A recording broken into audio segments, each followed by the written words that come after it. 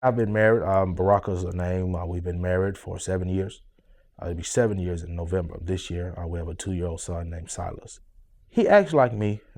Just he gets around like me. He doesn't want to be bothered with a lot of nothing. If nothing's going on, it's like, okay, find me something to do so I can do it. He's just very active. He's learning new things. He's learning how to do different stuff. When I look at him from day to day, it's like he's grown an inch.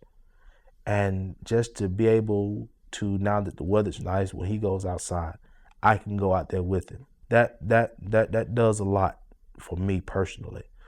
To see him, especially when I'm putting on my legs, it's funny because he likes to watch his daddy put on his legs.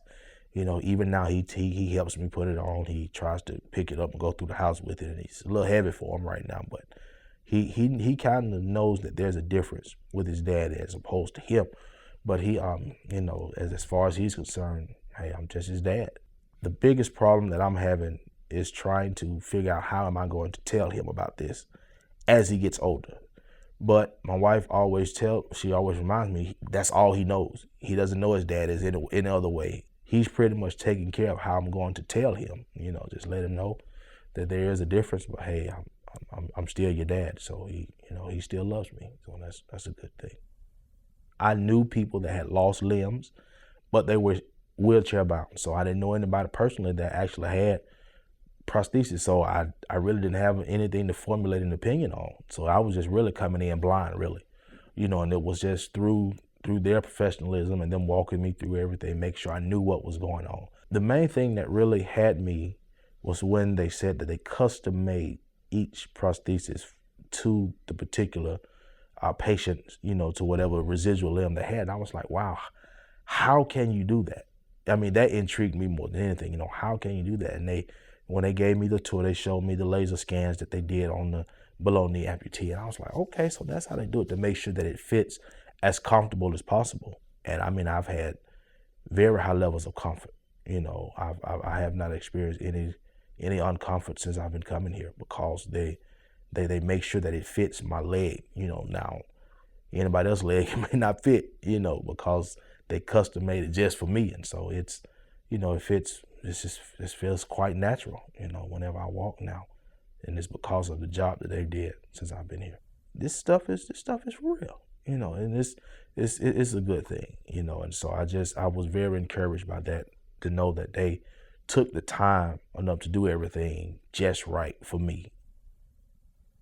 The exercises that physical therapist Scott, he does, have you doing strength exercises to strengthen your residual limbs, so that when you do get a socket, get a prosthesis, you're able to walk on it.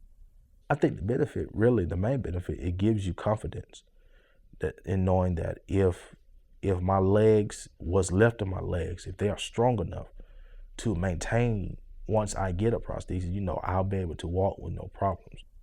He definitely works you, and I tell him all the time, like, Scott, why do you work me like this, man? You don't have to work me this hard. But he sees a lot more in me than what I was doing.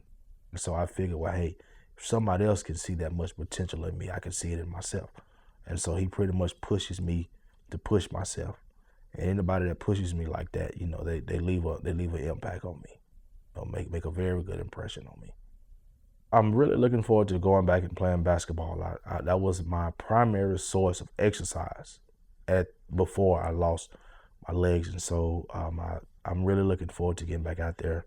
I wasn't trying to be a superstar or anything, but just go out there to sweat a little while and try to drop a few pounds. And basketball was really a good way to do it. So I'm really slowly working my way physically to getting back to doing that, to playing basketball. I just see myself still living my life, doing whatever I desire to do, going anywhere I want to go, trying to get back into playing sports. Now, I was a very avid lover of golf, and I'm going to the range, matter of fact, when I leave here today. So I hadn't been out there on both prostheses. I've been out there on one, and I did pretty well on the one, but I haven't been out there on two yet. So this is going to be a challenge today to see how can I now get the same drive on the ball with two that I had with one. So it's going to be a challenge, but I like I said, I just have to find a different way of doing it, but I feel confident that I can. So I just see myself, not letting this slow me down one bit, still doing what I love to do and finding new things to enjoy and finding ways to enjoy old things different ways. Never give up. When it seems as though that whatever you're in, it seems like you can't get out of it. There's somebody there that's out there that can give you that ray of hope. And I found that somebody in Fourroux, because that's just what they gave me. They gave me hope in knowing that I could walk again. Hope is so important because it makes you always know that someday everything I wanted to do, I'll be able to do it.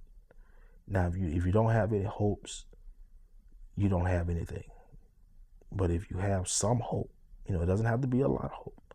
If you just have some hope, then you know that, I may not be walking now, but one day, once all of this heals up, I know that I can go to Fourroux, they can scan me, they can bill it right there on site. I don't have to wait for it. I know that I can get it. Some people get in a rut, when they have these surgeries. I mean, I myself got in one, but I knew, okay, once this gets better, I'll be walking again because of Fourroux. Just always keep the hope.